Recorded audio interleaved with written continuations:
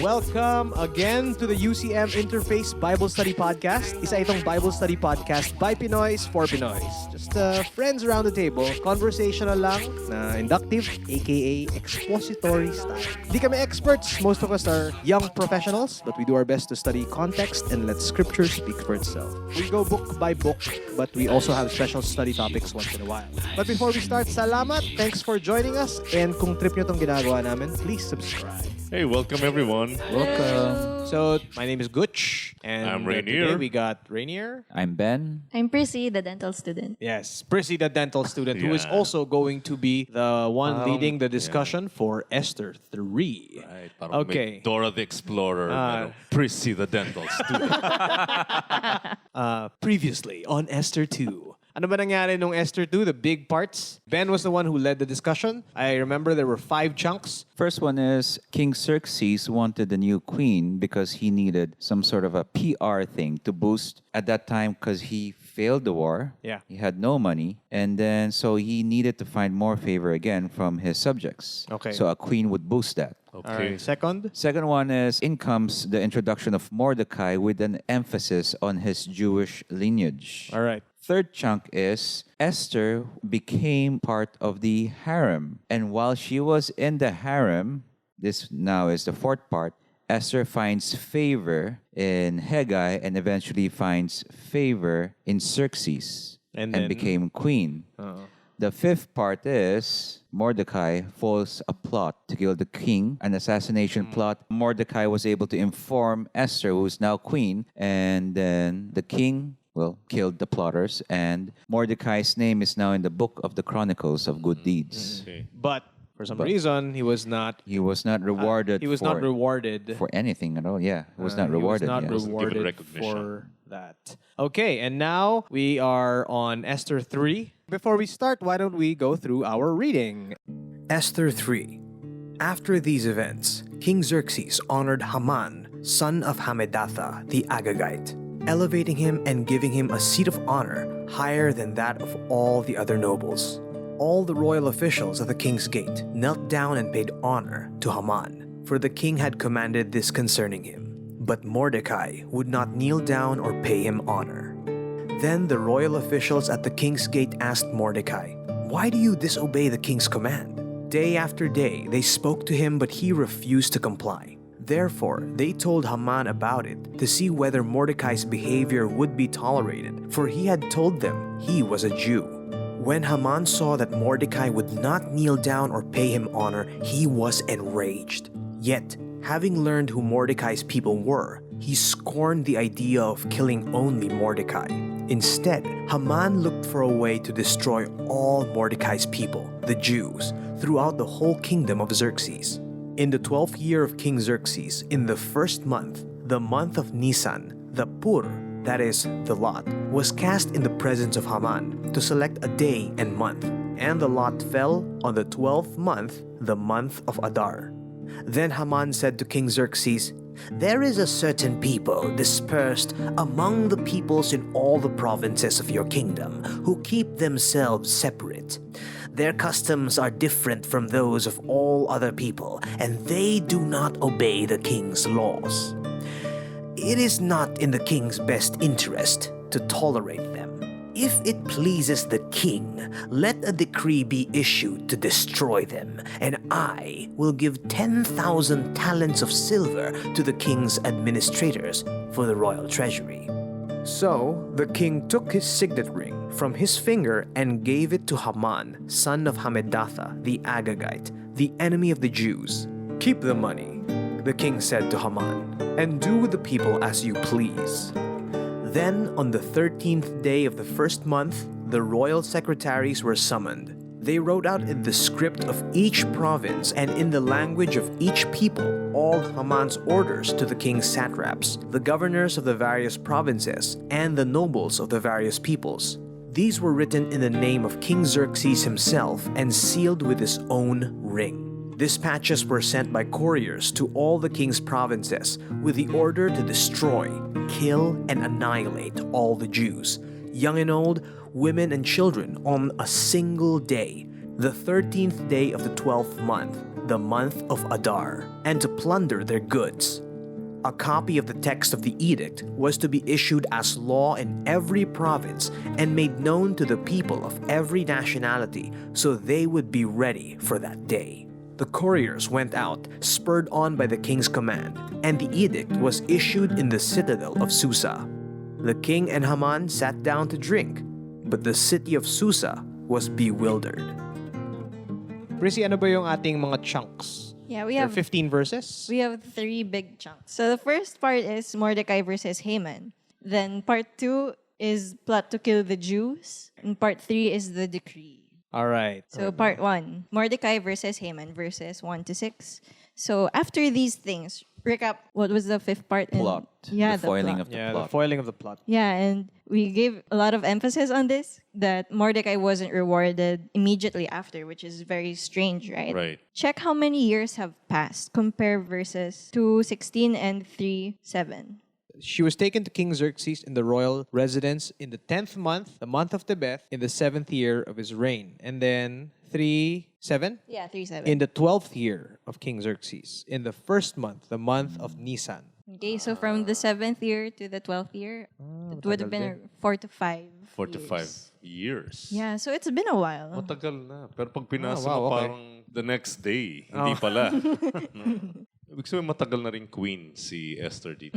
She's been there for a while, but still he's unrewarded, and we'll see how this may have played out in his character. For the next part, so I only found out about this while reading for Esther. We'll note that the author has a poetic license. Ano yung tinutukoy mo dito? It could be the naming, because we're introduced to a new character, Haman, called the Agagite, right? And this is juxtaposed to Mordecai being a Jew. Haman, the author could have named him an Agagite, not necessarily a literal sense that he was an Agagite, but it could be a symbol for someone who hates the Jews. Ano ba yung... It's an Agagite. What does that mean? Ano yung reference nung Agagite? Actually, we can see references in Deuteronomy, Exodus, and 1 Samuel 15. Okay. So in Deuteronomy 25, 17 to 19, Amalek was the first tribes of people to attack Israel, God's newly formed covenant nation. So God promised that he will blot them out of memory. Okay. And then Exodus 17:16 says that Israel will be at war with them for generations. Eventually, God will blot them out for memory, which he does in 1 Samuel 15. So, And yun nangyari sa Samuel, kung tama ako, si Saul.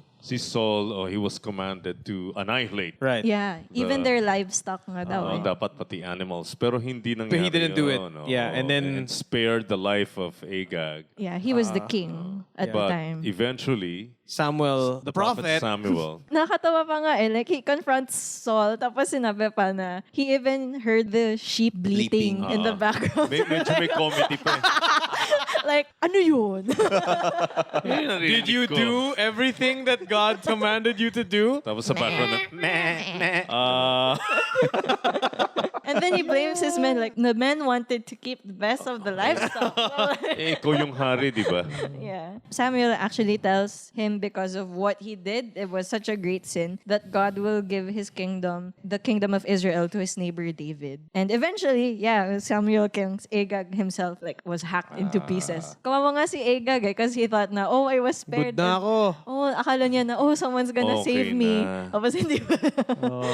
Yung prophet pa Yung yung prophet pa pumatay. yung pumatay sa kanya. Medyo eh. violent Hindi. din. In 1 Samuel 15, we see in the ending that the Amalekites were annihilated completely, King Agag being the last one. So the author of Esther could have just used it as a literary sense that Haman's just someone who hates the Jews so much. Kaya meron siyang alias na Agagite. Pero Actually- pwedeng hindi talaga siya literally a descendant of King Agag. Yeah. Poetic license to call him Agagite just because He An hates the enemy Jews. of the Jews. Or he hates the Jews. Yeah. An enemy of the Jews. Okay. Yeah, there are other examples of using the poetic license. Like Haman, in Persian, it means magnificent, but in the Hebrew language, it sounds similar to a word that means wrath. And si Xerxes, diba, he's named Ahasuerus. So got me thinking too, like, why was he named differently? And then it could be because he wanted to call him King Headache. Yeah. King Headache. Well, with everything he's doing, I don't understand sakit nga why. naman sa ulo tong Yung hari ng sablay. Parang ganun. Okay, so this is quite striking to introduce Haman as an Agagite because the Jews in post-exile were having an issue, right? Oh, are they still God's people even after breaking the covenant? They are not in the right place anymore, right? They're not in the promised land. Exile na sila. Yeah, so And they chose to be there. yeah, and Kasi may dalawang batch na umuwi. Oo nga, pero ayaw nilang umuwi. Oh. so that was the big issue. And then when you're introducing this kind of character, if you were a Jew, magugulat ka. So they were going to find out if God's still going to keep his promise to them, even when they broke the covenant with God.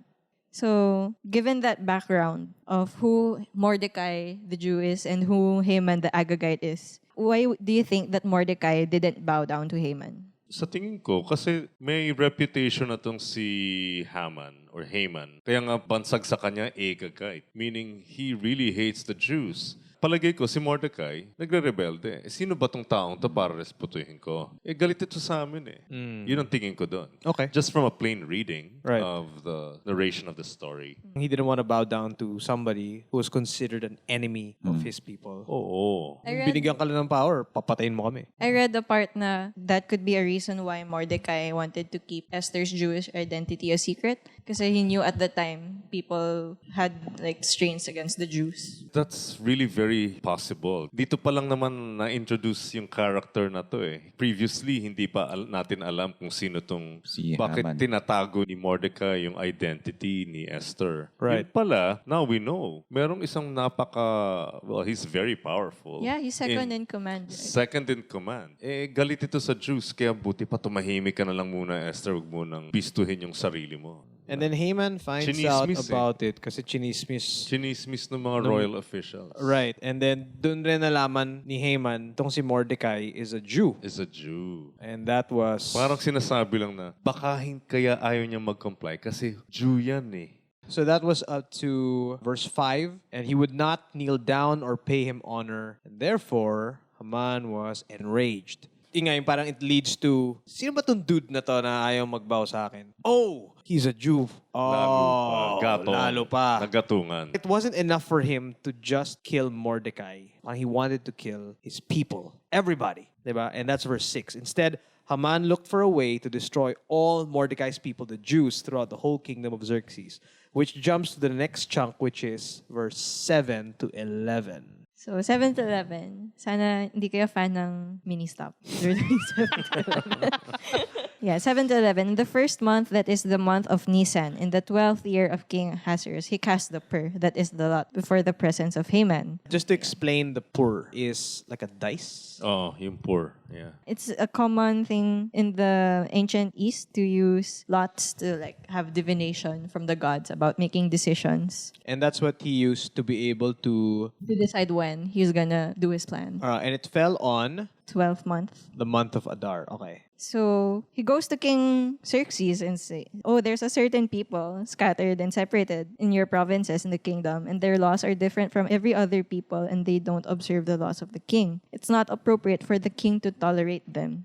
So he tells him, if it pleases the king, destroy them, and I will pay you money for you to do the job. May tanong ako dito eh. Totoo kaya tong accusation na to? Sabi kasi their customs are different from all other people and they do not obey the king's laws.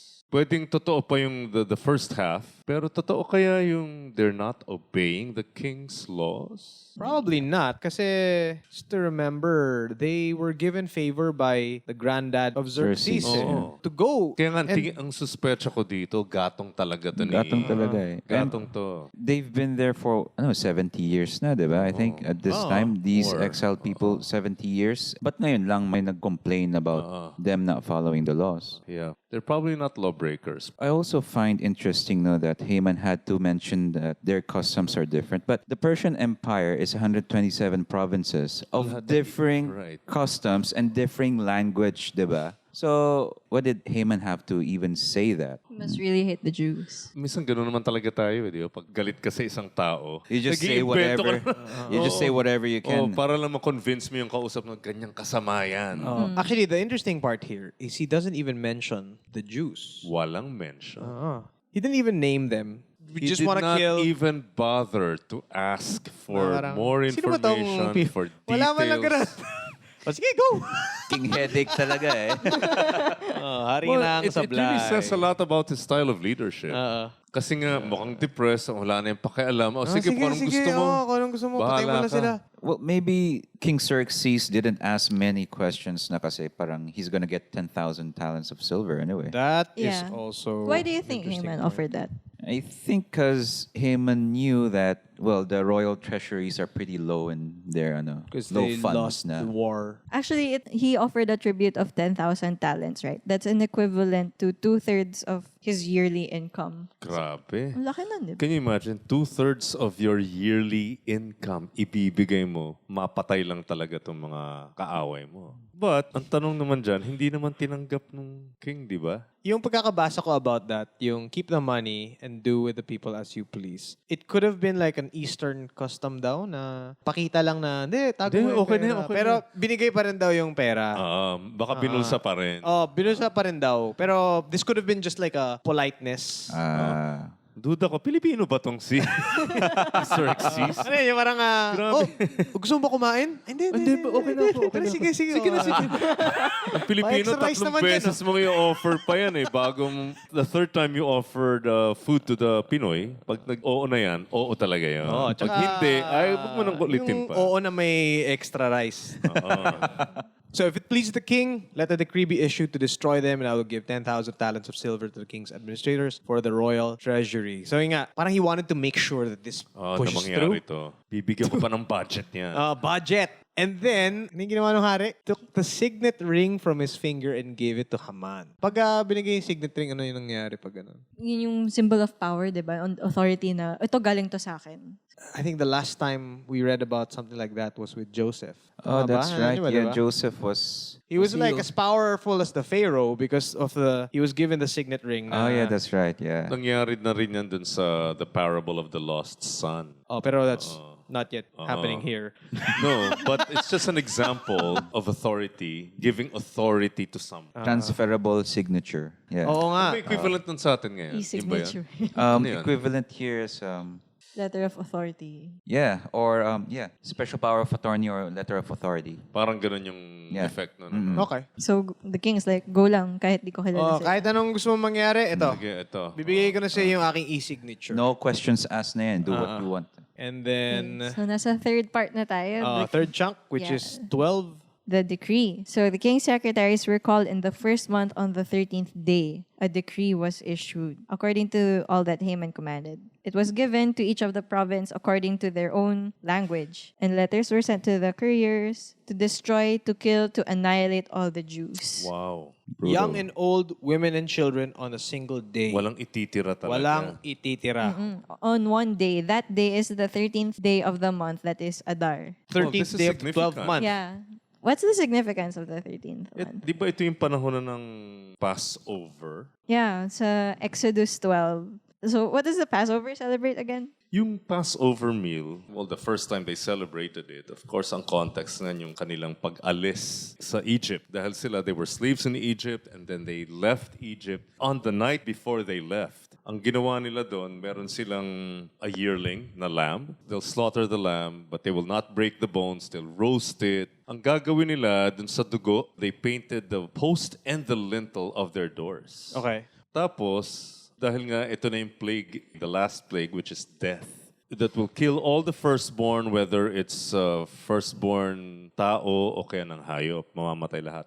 Except for households with the blood of the lamb. Sila yung spared. So ito yung taon-taon na lang nila palaging sineselebrate because they are... Commanded to celebrate it, Right, but remember what they have to happened. remember God's redemption. Yeah, so it happens the night before they were supposed to celebrate the Passover. So if you were a Jew, how would you react to this kind of announcement given the timing? Coincidence din, di ba? Yeah. Medyo ang ganda ng timing na the announcement happened The night before the night celebration before the celebration. of Passover.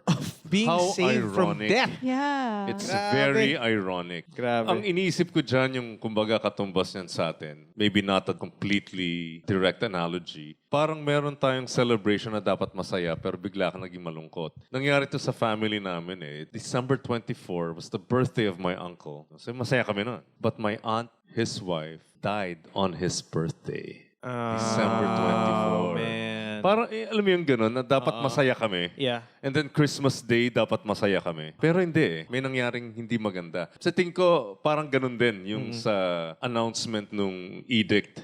You can imagine how devastated they were. Yeah. It's not just someone's gonna die in the family, but your entire race is gonna get Right. annihilated. Grabe. Young, old, women, children, and not just that, their goods are also going to be plundered. At hindi lang yun. It's not gonna happen at once. May matagal pa na panahon. It's may actually buwelo. 11 months after pa. Oo, 11 months after. Ibig sabihin, grabe yung grief, yung fear, it's a combination of all these negative emotions na malapit na tayo mamatay. Pero May I- taning na yung buhay natin. I wonder nga, like, some commentators say na they had a lot of time to escape, but Right. they But didn't. they didn't. I wonder if escape is easy to think about, but maybe there's really no other option for them. Or they were still hoping that something might work out and they would still be spared somehow. Could be, yeah. What patterns do you see so far in Esther 3 and also in the previous chapters? First few chapters is really a setup. And in terms of storytelling, this would probably be the inciting action. But then, because this is the big crisis Right. that is going to be addressed all the way to the end. This is central to the story. And it's all because Mordecai refused to bow down. Just that one action. Nadamay lahat. Lahat ng Jews nadamay. And that seems unfair. There's also injustice evident that the disobedience of one person, like Mordecai, Vashti, affected everyone else. Right. There's that kind of injustice. And also, in terms of respect, what do you see? Actually, the patterns. two in patterns terms that of I saw respect. from chapter 1. There's the edict that demanded the respect of the wives to the husbands. It's a law na parang you must respect your husband. It's kind of weird. I think we discussed that dun sa chapter 1. It's kind of weird na respect is forced in a law. Respect is something that you earn. Right. Diba? Right. And Yeah. then here, It's never imposed. and then here, Haman also demands respect. Pero when he doesn't get it, Ginamit din oh, yung and then batas. force then. Those in power are demanding respect by using the law. The law. That's right. So what key events needed to happen? Do you see the little coincidences again? Considering that, I also mentioned it before na maybe the coincidences, because that's the theme, diba? The small coincidences that build up, small things that were planted that build up to big things. We usually see that as like a small positive thing that leads to a big positive thing. But maybe it's not always like that. Maybe it's some small negative thing that leads to a big negative thing, which may lead to a big The positive aggravation. thing. Maybe God's plan isn't always a straight arrow to hashtag blessed. You know, the usual hashtag blessed. But maybe Yeah, it's it's a something long like, and winding road. oh, na maybe God's plan will sometimes lead you to the worst parts. Well, it says nga, di ba, na what you meant for evil, I would turn it into good. Yeah, that's from Genesis, from Joseph. Genesis, Yeah. a story ni Joseph. Pero nga, dito bigla kang kinabahan eh. Ang ganda na sana eh. Everything was going well. yeah, I know Esther's queen. Mordecai has some influence. But suddenly, Oops, ito na, umikot. Alam mo, nakita ko dito, there's always that threat to the seed of the woman. There's always a threat to the fulfillment of God's promises. Beginning from Genesis 3:15, and the seed of, rather, the offspring of the woman versus the offspring of the serpent. He will crush his head, but he will strike his heel. Andiyan na yung conflict na yan palagi, and there's always that threat to the existence of the seed of the woman. Fast track mo yan, that's Jesus. Palaging may threat na ganun kay Abraham. Tapos ituloy-tuloy mo pa yung kwento hanggang kay Jacob na gustong patayin ng kapatid niya na si Esau. And then Jacob's whole family was also threatened because of the famine, hanggang kay Ruth. Didn't the line of Jesus, yung ancestors niya were part of the people who went back to Jerusalem? Diba, ngayon, there's two groups of Right, people. The Jews right. that stayed and the Jews that went But home. even the Jews that went back to Jerusalem are still under the rule of Xerxes. They're not a free nation. They're still under. They still belong to the empire. They're not free people. They're not a free nation. Okay. Kaya nga nag-supply pa ng mga, di ba, yung mga kailangan o ano ba kailangan Right, patay. right. That's all supplied by the empire. Okay. Kaya ang effect nito, Wipe out talaga. lahat yan. Kaya nga yung 127 provinces na sinasabi, kasama sila doon. So that also, kasama doon yung mga umuwi na ng Jerusalem. Okay. Lahat sila mamawipe out dito. So nakikita ko na tong theme na to. There is always a threat. Kaya nga, ang ganda ng resurrection eh. Tinapos talaga yung kwento. Victorious eh. Okay, wala na ang threat, tapos na. Touchdown talaga. Tapos na yung threat. Eto na. Kaya tinapos na ni Jesus yung kwento sa resurrection niya. My takeaway is that sometimes there's a misconception. When you walk with Jesus, it's like it's always going to be a smooth journey. Everything's walk going to in be the park. fine. Small positive steps going to big positive breakthroughs. Parang Hindi ganun, ganun eh. Hindi ganyan na nangyayari sa kwento na to eh. And yet here, you see them experiencing God's plan, and yet it's taking a bad turn. Naisip ko lang bigla while you were saying that. In Psalms 23 that it says here, even though I walk through the valley of the shadow of death, I will fear no evil. So it implies that it is inevitable that we will face evil right there. And this is exactly what's happening here. They're facing evil. That's nice. And they don't know what's yet to come. Right, that's the inevitability of going to dark places in life. There will always be dark places. And yet, ano yan? I will fear no evil. And yet I will fear no evil. That attitude will take a big role in the coming chapters, I think. The good thing is we sort of know the end story because Jesus already came. Our future that we can hold fast onto is the promise that in Romans 8:28 that God will work all things together for the good of those who love Him, for those who are called according to His purpose. Those who are called according to His purpose. I think that part of the verse is very important. It doesn't always turn out to be like some people who love God don't really experience like breakthrough in their injustices. Yeah. Diba? Career, Oh, diba? And family tragedy, life, diba? And they health die. issues. Yeah. So how do we reconcile that? Because of the resurrection, we have an assurance that the ending is a good ending. Yes.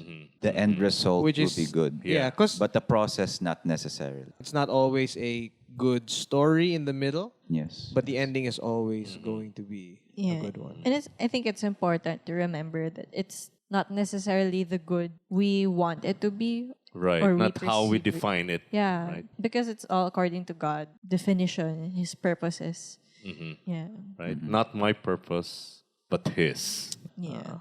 And that type of faith we will see in action in the next coming chapters. So that's the end of Esther 3, and we'll see you on Esther 4. See you guys. See you guys. See ya. See you.